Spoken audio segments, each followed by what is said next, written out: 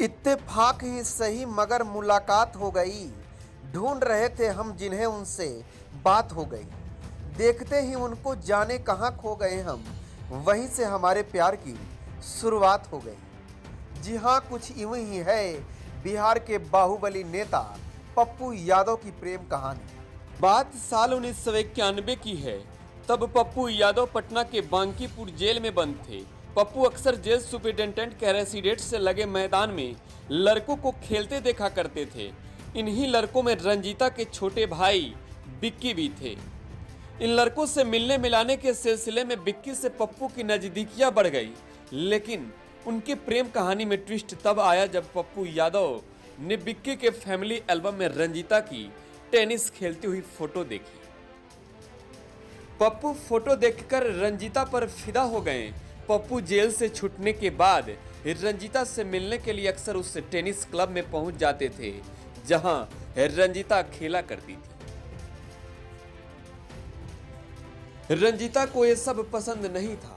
उन्होंने पप्पू यादव को कई बार आने के लिए मना किया, मिलने से रोका और फिर नहीं मानने पर कड़े शब्दों में इसका विरोध भी किया। एक बार तो रंजीता ने यहां तक कह दिया कि वे सिख है और पप्पू हिंदू। उनके परिवार वाले ऐसा नहीं होने देंगे। रंजीता रंजन के माता पिता ग्रंथी थे और इस विवाह के खिलाफ थे। लेकिन पप्पू यादव के आनंद मार्गी पिता चंद्र नारायण प्रसाद और माता शांति प्रिया की ओर से कोई समस्या नहीं थी। जब पप्पू यादव रंजीता के परिजनों की ओर से शादी की मंजूरी नहीं मिली तो उनके बहन को मनाने और बहनोई को मनाने चंडीगढ़ पहुंच गए। लेकिन पप्पू यादव की यहां भी नहीं चली। दिल्ली में रंजीता की एक और बहनोई ने भी पप्पू यादव की बात नहीं मानी।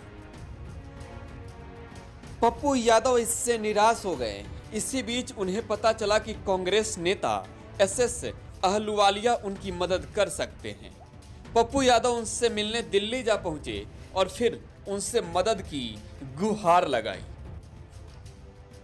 पप्पू यादव की शादी पहले पूर्णिया के गुरुद्वारे में तय हुई, लेकिन फिर तय हुआ कि शादी आनंद मार्ग की पद्धति से होगी। इस बीच रंजीता और उनके परिजनों को लेकर आ रहा चार्टर्ड विमान रास्ते में ही भटक गया और देरी के कारण हंगामा मच गया।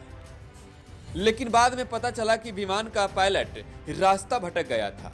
खैर, विमान पहुंचा और लोगों ने राहत की सांस ली। शादी को लेकर पूर्णिया की सड़कों को पूरी तरह से सजा दिया गया था। शहर के सारे होटल और गेस्ट हाउस बुक थे। आम और खास सबके लिए व्यवस्था की गई थी। इस शादी में चौधरी देवीलाल, लालू प्रसाद यादव, डीपी यादव और राज बब्बर भी शामिल हुए और फरवरी 1994 में पप्पू यादव और रंजीता रंजन की शादी हो गई।